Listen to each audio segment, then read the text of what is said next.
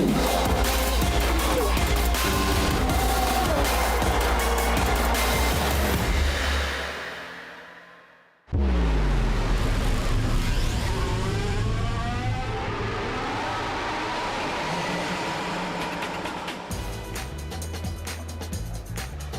the fourth time and in our final sprint weekend, Max Verstappen is victorious in a race which saw some beautiful battling and some cautious tyre management. It sets the scene very nicely for tomorrow's Sao Paulo Grand Prix. But for now, let's get into our post-sprint show.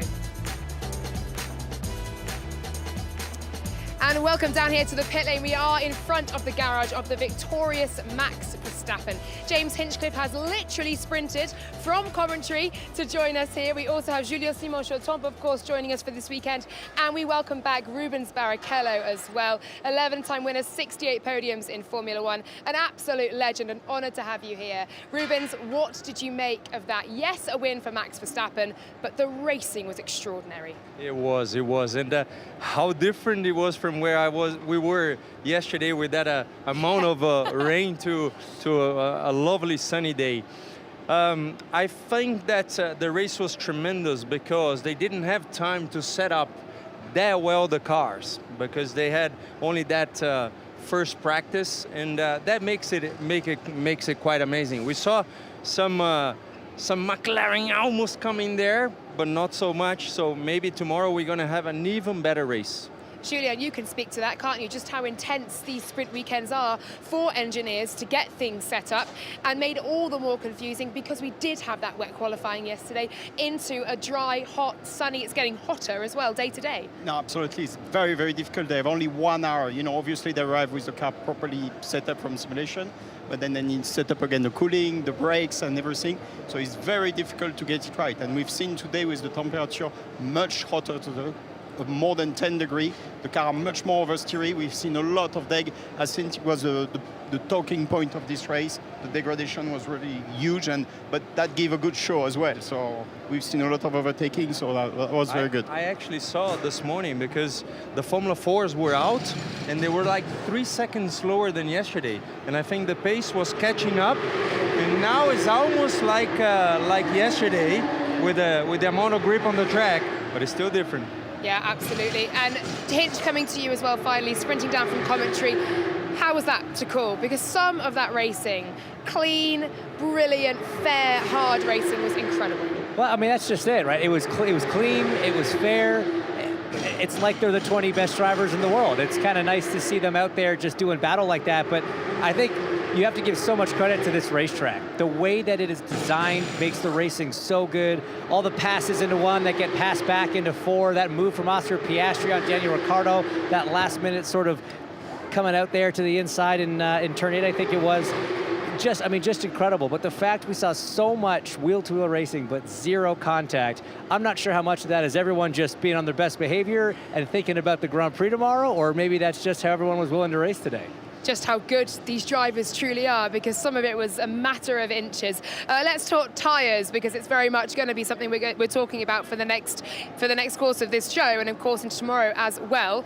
And the softs seemed to hang on for some, but the mediums didn't really come into life. We had Kevin Magnussen, Nico Hülkenberg and Logan Sargent all starting on mediums. And I think, Julien, we were sort of predicting that the Haas and the Williams may start to come back into contention as those softs fell off, but they didn't. Can you explain what happened? Well, they have what we call a working range, these tires.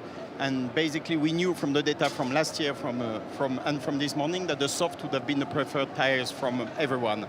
Only 3 cars had the medium today, so it's in the both Haas and the Williams. And simply, it didn't get into action. So, they're very, very narrow, the operative range of these tires, and it's probably a bit too hard for this conditioning, for the number of laps they did, so that was a problem. And then something else I want to add is all the technique that the driver are using to do some lift and coast and in the high-speed corner. That's very important for them. So that's the 2 techniques they have. They have the lift and coast. I mean, Rubens and James will know about it. So basically, you're going to lift a little bit earlier into the corner, and you're going to brake a bit later. So you don't lose too much time, but this energy you put less into the tires will allow you to gain some tire grip. And then the other thing is on the high-speed corner, where you're going to leave, you're not going to go flat out. So that's how the two techniques that normally drivers are using, but it's also very frustrating for the driver, you know. They can't push like they want. I remember some funny discussion with Kimi about that. He hated it and he wanted trying to to do hold this Kimi way. Räikkönen back. Well, it's the way it is. It's frustrating for a driver. I'm sure you will agree. When you have someone on your ears and tell you, you have to lift more, you have to lift more, but that's the way to get this tire to hold, you know what I mean? That's the problem. And some had front degradation and some had rear. We could see Alonso try on the outside of turn 3 just because he had the traction and a little bit of push. On the other hand, we saw some cars just wiggling. So it was, I think that the race was really good from the outside at least because of that. Hinch, we're talking about this battle at the bottom of the constructors. We'll come on to what happened at the front of the field in a mo. But this is incredibly close. Coming in, there were 16 points between P7 and P10. AlphaTauri have now closed that gap to Williams. They've gone ahead of Alfa Romeo. Yuki Tsunoda was battling with Lewis Hamilton. I don't think we really expected to say that coming into this race, but they had a great battle, didn't they? He's got some incredibly valuable points here for AlphaTauri, and they've closed that gap to Williams. Yeah, it's such a nice rebound for Mexico, and we saw that moment where he had to kind of think twice on the inside of turn 4 there, but he was smart about it. He knew he had the pace advantage, picked his time, got that position. You know, he drove up to, around, and away from Lewis Hamilton. I don't think we expected that to be happening today. The AlphaTauri pace is genuine. Ricardo, he's going to be gutted to not be in the points with his teammate because he had that spot for a few meters at least when he got around Carlos Sainz. Carlos always able to get him back. He was 2/10 away at the line there. One more lap, he'd have had the spot. So it just shows you that when it comes to managing tires here this weekend, the AlphaTauris, they have something very good. It bodes so well for tomorrow, doesn't it? And that drag race to the line between Ricciardo and Sainz, I thought he might just get it. Had it been maybe 50 meters longer, he might have. The Haas's were battling towards the back. Great racing, but not where they want to be. They want to be trying to at least be knocking on the door for points, as Ricciardo was. And Rubens, that battle they had, the battle between him, Sainz, then Piastri sticking his nose in and getting involved. It was tremendous racing. It is tremendous. It's a little bit frustrating from a driver point of view because everyone is opening the DRS, so you say, oh, I hope that he's not within the range, so I can open mine, he doesn't open his, but it was a good battle. I mean, that at the end, Ricciardo didn't gain on Sainz and lost to the guys coming back just because if it's almost like you gotta making it on an instant, otherwise it's difficult. There was many cars. The public was going mad to see all that battle. And what a track as well. It lends itself so well to that kind of racing too, the way that they, you know, we saw the DRS in effect and then the cut back on the next corner. I loved it. I absolutely loved it. From watching it, I wonder how it felt in the cockpit. We can now hear from Oscar Piastri. I know you didn't score any points, but that looked like a fun race out there. Talk me through it. How was it? Yeah, it actually was. It was very eventful, of course. Had a good start and then tried to make it even better at turn 4 and outdid myself a bit, so lost all the progress I gained. But yeah, definitely eventful and a lot of things learned for tomorrow from a racing point of view, from a tyres point of view. So definitely a lot to look over tonight and see what we can do tomorrow. You start in a similar position tomorrow. Did you learn anything? You've seen the pace of your teammate. That car is quite quick. Does it give you confidence going into tomorrow? Yeah, I think it does. You know, I'm starting in the same position, but the cars around me are quite different tomorrow. So yeah, we'll see what we can learn tonight and hopefully make tomorrow a bit more successful. All right, thank you very much. Unlucky for Piastri then, P10, but no points for the top 10, points for the top 8 in the sprint race. So Daniel Ricciardo by just under 2/10 and Oscar Piastri missing out, but some brilliant racing. And as you hear there, of course, they'll already be looking to tomorrow to see how they can capitalise on the learnings from this sprint race. We'll look to Pierre Gasly for Alpine. And I think frustration there for Alpine. It's not been a straightforward weekend for them at all so far. Yes, we saw them involved in some great battling as well, the likes of Ocon and Alonso.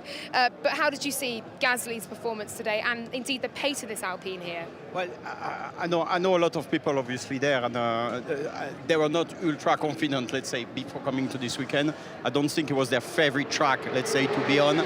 And yeah, they did their best, you know what I mean? But it was very difficult to make progress. Esteban had this big crash, obviously, this morning, which didn't help for the head, but also for the car and the crew, everyone. And Pierre, he tried his best, you know, he tried to battle, but unfortunately in this condition, if you go with a certain downforce setup, which they try, he make you a bit better on the straight, was in the corner, but it's very difficult. Ultimately, you're just moving the problem around, you know what I mean? You're not solving it. So it was not an easy weekend for them. Yeah, and we move to Aston Martin now. Rubens, I'll come to you. P3 and P4, they start tomorrow, but they had to do some battling out there after the shootout did not go their way. We had a big repair job on Fernando Alonso's car after that contact with Esteban Ocon earlier on. What did you make of their race pace, though? And certainly Fernando pulling out some moves of old. Yeah, it was, I talked to them, they seem to be saying that, okay, we try some different things, we're gonna be more, more basic here, and let's see how it works. I think the car is working back in a good manner, because that trying overtake on the outside of turn 2 and 3 for me was awesome by Alonso. So for me, they had a car under them, so maybe starting 3rd and 4th tomorrow, they can show maybe a better pace even more. Yeah, it's exciting though to see, isn't it? Even if they just have a double points finish, I say just, that's a brilliant step forward from the difficult few weeks we have seen for them recently. We can now hear from Fernando Alonso outside the points in this sprint race, but promise for tomorrow. Fernando, no points today, but that was so much fun to watch you just battling with those guys. How was it out there? It seemed so much fun. Yeah, it was a fun race, a lot of action, a lot of wheel-to-wheel racing, so yeah, good fun. Unfortunately, no points, but yeah, we had a lot of pace today, so it's a good sign for tomorrow. I say a good sign for tomorrow. You start 4th, higher up the grid. With that sort of pace, is a podium on the cards for you guys? Well, I think, yeah, that could be possible if we execute a perfect race. I think Mercedes is still very fast, and Lando as well, so they will catch eventually, but yeah, we will try to execute a good race, no mistake. If it's a podium, fantastic. If it's a top 5, we take it. All right, thank you very much. If it's a podium, fantastic. Fernando Alonso vowing that he would return to the podium by the end of this 2023 season. And Rubens, he sounds like he's up for it for tomorrow, for sure. What are your thoughts and predictions ahead of the Sao Paulo Grand Prix? Well, I tell you, I mean, talking specifically about Alonso, I love the way he's treating. I mean, he's 41. I know I'm 51, I'm still racing. I love that. And his anger, he wants to finish on that podium. So I think the race is going to be good. We have a bit of a mixed grid for tomorrow. We got to remember that track was a touch wet. So now it's very different. I don't think it's going to rain today. It's no rain predicted for tomorrow either. I'll talk to my grandma to see if that's true, because we live here for 20 years, so now I need to talk to her. But it's by the end of the day, I think it's going to be a great race. It really is. Can I get your predictions for a podium before you leave? It's a hard one, but Red Bull is Red Bull. I think Perez has done a great job. He's going to be starting there. I would love to see Alonso on the podium tomorrow, and I would love to see Norris having a chance for a win tomorrow. I think everybody would like to see a maiden first win for Lando Norris. I'm sure no more than him himself. Rubens, thank you so much for joining us once again. Absolute pleasure to have you on the show. Let's hear now from Fred Vasseur, who's joined Imi Barkley. Hijacked. What's it like being one of the most popular people in the paddock, Fred? We just stole you away from another broadcaster. Well, that is my question, yeah. Well, it doesn't matter, it's not a drama. It doesn't matter, not a drama. Now, the French one. That must feel good then. A nice scoop of points today from both of your drivers. Yeah, that we knew that this one will be difficult for us because that we didn't do the quali with the new set. And we were really focused on tomorrow to save the maximum of tires for tomorrow. We made a small mistake on the cooling today, and we asked the drivers to do a massive lift and coast from lap 2. And but overall, that I think we did a good one. That we didn't give up too many points to Mercedes, and we are probably in a better shape for tomorrow. But also, I really enjoyed the Carlos Sainz, Daniel Ricciardo battle, just so Carlos can make sure you got 8. Yeah, it was a tough fight also because that I think with the lift and coast we were very exposed, and the AlphaTauri with a new set they were very performant all over the weekend. That it means that it was tough, but we saved 1 point with Carlos, and now let's be focused on tomorrow. But tomorrow, let's talk about tomorrow, because P2 for Charles starting on the grid there. That must feel great. Yeah, that Charles will start from the first row. He has 3 new sets for tomorrow. I think it's a good advantage, and we will have to do our best and to avoid the mistake of today. And what are you going to change from today going into tomorrow? Any key things you can share with us? No, it's just a matter of strategy on the tires. I think that we were a bit aggressive and be really focused on the Sunday race. And we had to survive today. I think we did it pretty well, scoring good points, and we will see tomorrow. Well, congratulations, survivors. Let you go to the other broadcasters now. Thank you, Fred. 4 points then for Charles Leclerc and 1 point for Carlos Sainz in P8. Fred saying, look, it was decent. You know, we got a job done. We got points, double points in that sprint race, and we know tyre management has very much been a thorn in the side of Ferrari for this season, Julien. How do you think they fared? Well, I think today they took it a bit as a test practice, you know what I mean? Sure. Because nobody ran the soft tires yet. You know, the information you have is that you ran it last year, but what is going to happen on Sunday with hot track condition? We've seen yesterday, you've seen cold condition, the Aston were really good. Today, with warm condition, not good. So Ferrari, they are still trying, and they know, I mean, they will start at the front tomorrow, but they know it's their Achilles point. You know what I mean? They know they have to work on that, but that's not a 5-minute job. You know what? It's not going to be solved from one day to another. So they're still working on that, and at least they start on pole and they will try to fight. But again, tomorrow the tire saving, what I explained earlier on, better lift and coast, and what they will do in a high-speed corner will be the key really for the race.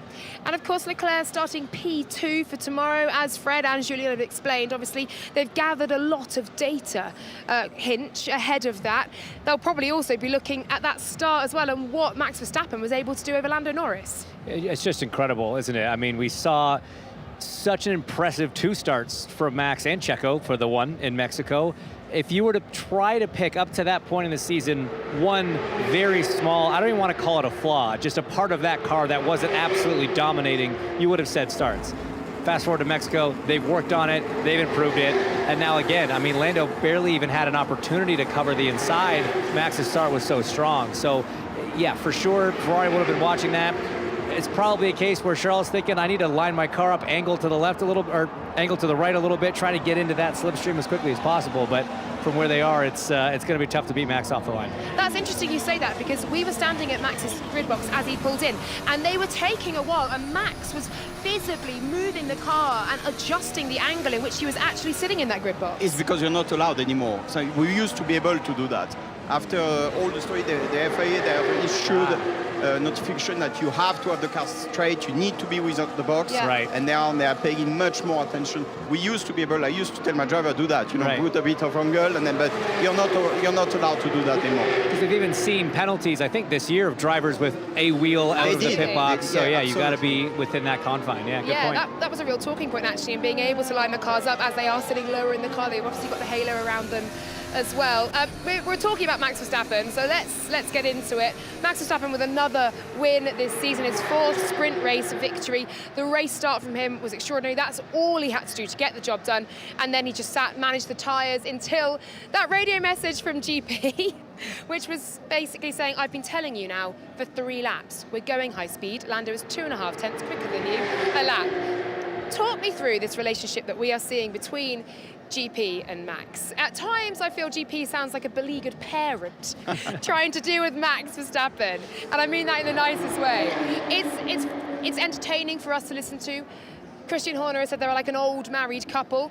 How do you see that relationship, and how would you deal with a driver like Max? Laura, it's all about emotion. You know, Yeah. these two have been working together for so long, so they're allowed to speak to each other a bit more punchy, you know what I mean?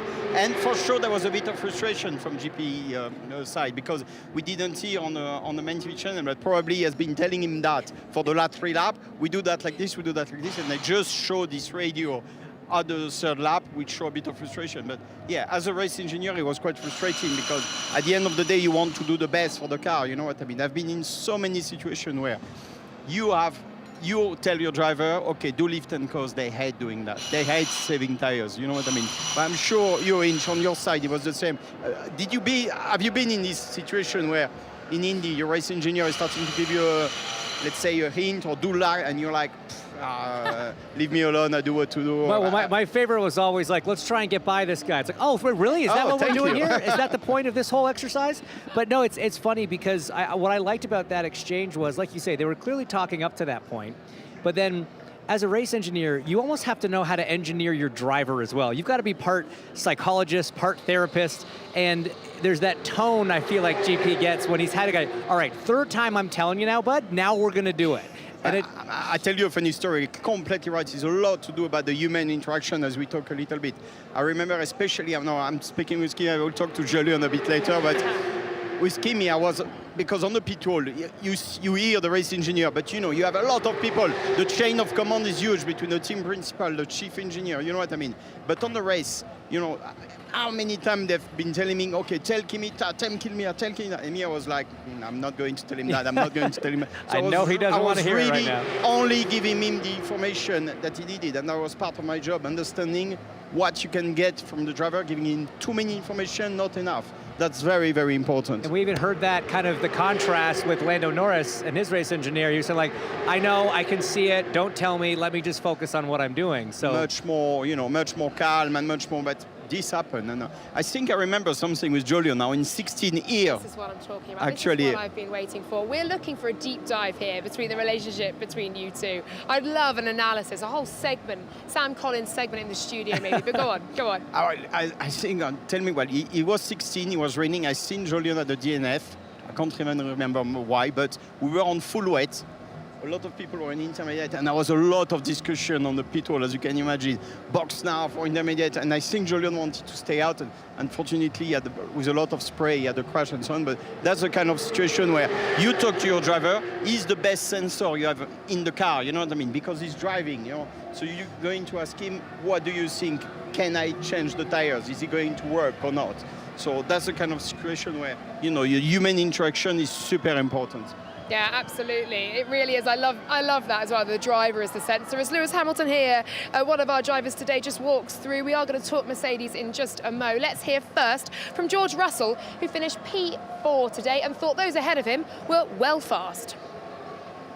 P4 today, but you were really, really racing at the start, but the pace just seemed to drop away. Yeah. Lewis talked about the fact that the tires overheated. Was that the same thing for you? Yeah, pretty much. We were dropping back at a similar rate. I was quite happy with my management, but the pace of Red Bull and Lando just really caught us by surprise. So challenging to understand these tyres. But yeah, it was a strange one. What about tomorrow? I mean, did you learn anything? Anything you can sort of take into the race tomorrow that you can be up there challenging with those guys? Well, right now you'd say I don't think the challenge is on with those guys, which is a real shame, but the conditions are 3 or 4 degrees colder tomorrow, and believe it or not, that has a massive impact on the car, on the tyres, mainly the tyres, and you're operating in a totally different window, so I hope things will come towards us. I'm not going to put all of my eggs in that basket, and we need to work to understand how we got it wrong today, but it was very unforeseen. Thank you. Mercedes seeking answers then after a sprint race. P4 for George Russell, P7 though for Lewis Hamilton.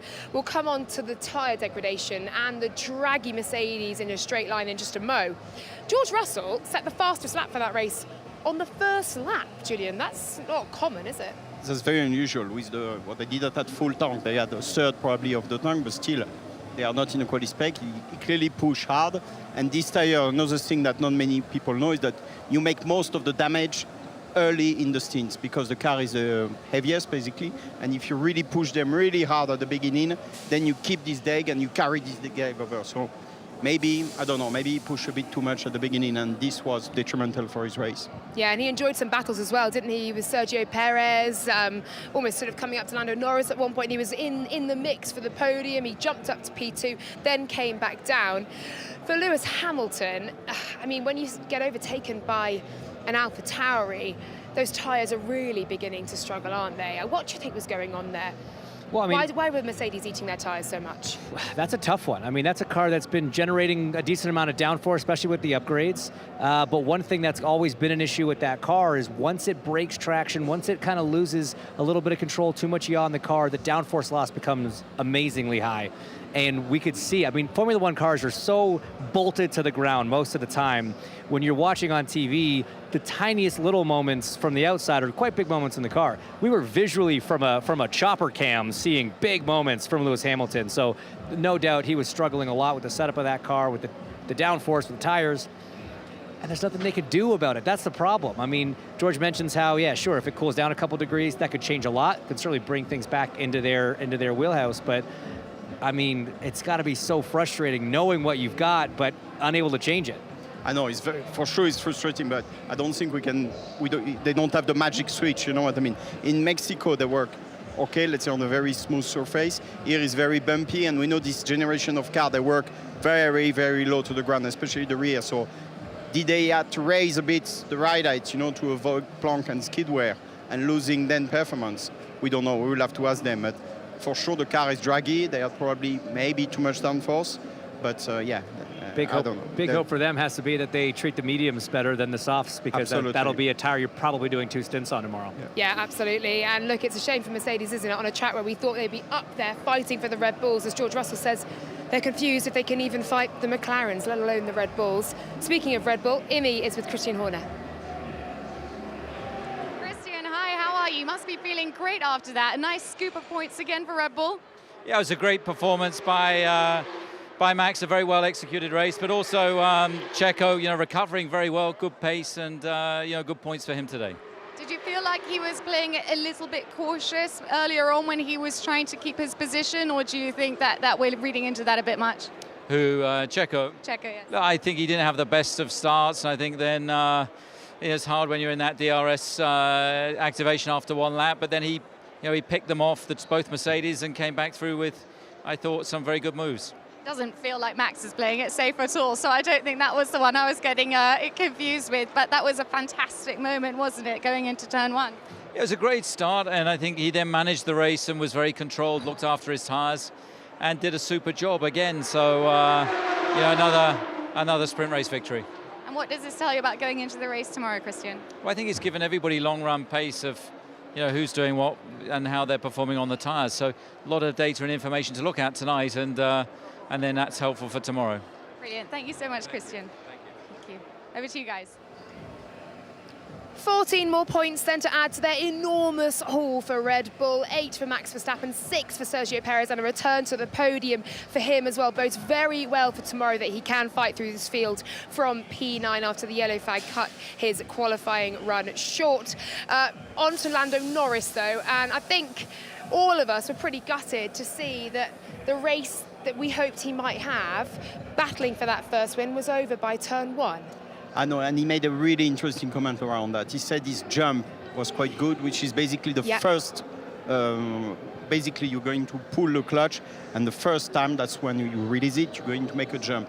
And that's what we call the first phase of the start, which was pretty decent, you know.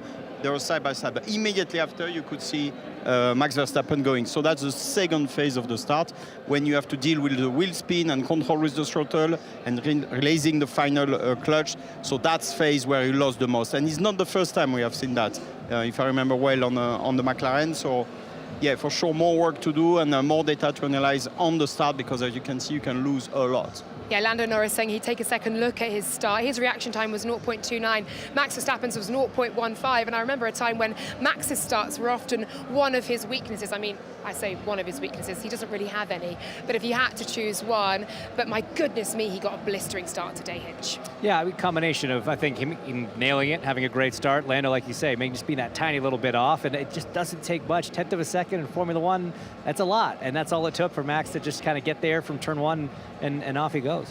Well, let's hear from both of them now. We can now listen to Lando Norris and Max Verstappen. Hi, Lando. P2 today. The pace seemed really, really good. I think someone described you as frightening. Frightening? Yeah. Wow. How did it feel out there? Talk with you today. I felt good. I mean, of course, my start was not ideal.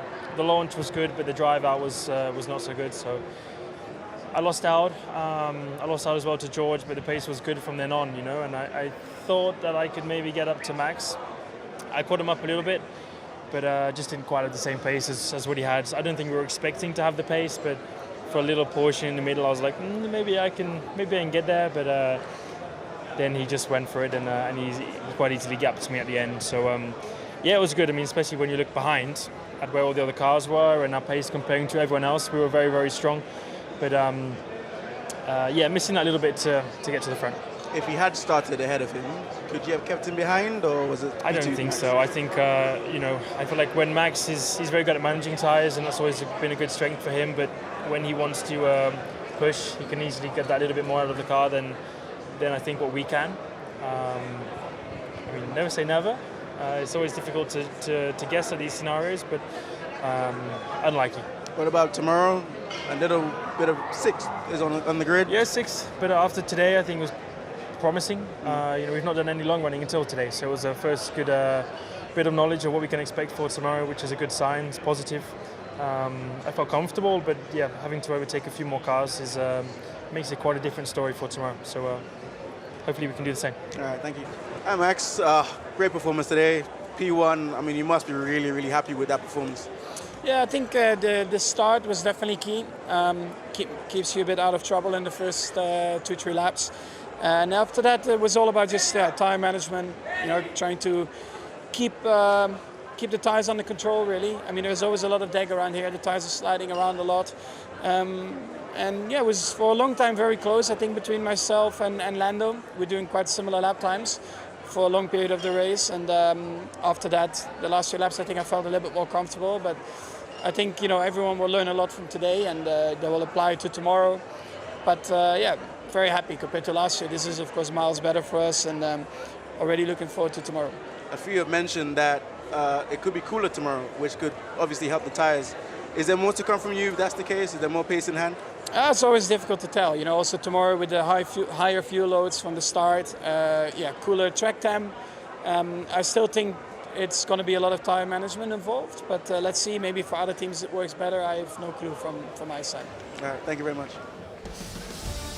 Well, let's look ahead to tomorrow then, and it's the Sao Paulo Grand Prix. Our pre-race show will begin at 1 p.m, building up to the all-important race. That is at 2 p.m, and our post-race show will be immediately after the podium.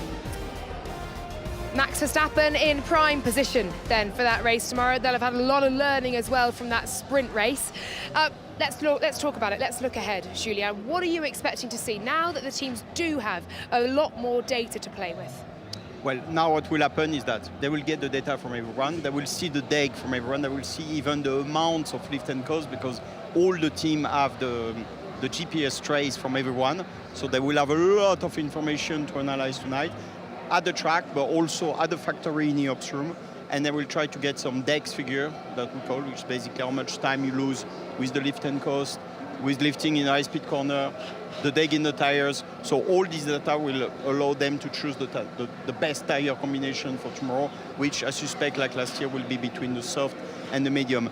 The temperature will be cooler, so that should bring the deg down compared to today. So I would say, if I have a guess, 2 stop tomorrow between the soft and the medium.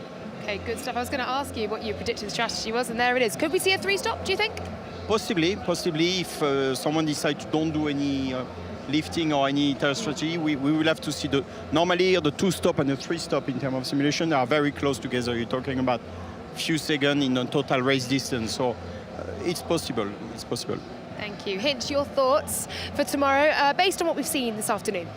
I mean, when it looked like Lando was catching Max, they got on the radio and said, hey, Max, pick it up a bit. And he pulled out 2 further seconds. I know. I don't think there's any question about who the car to beat is tomorrow. Fully predicting a Max Verstappen win. The question is, with that kind of car performance, can Checo get up there as well? Can he be the next car in line behind him? Lando starting further back. He was the only other car that really looked like he had a really good handle on tire management. So potentially a good opportunity for Checo. He's a little further back as well, though. Yeah, it's good. It's mixed up front, but I think at the point, we know what's going to happen.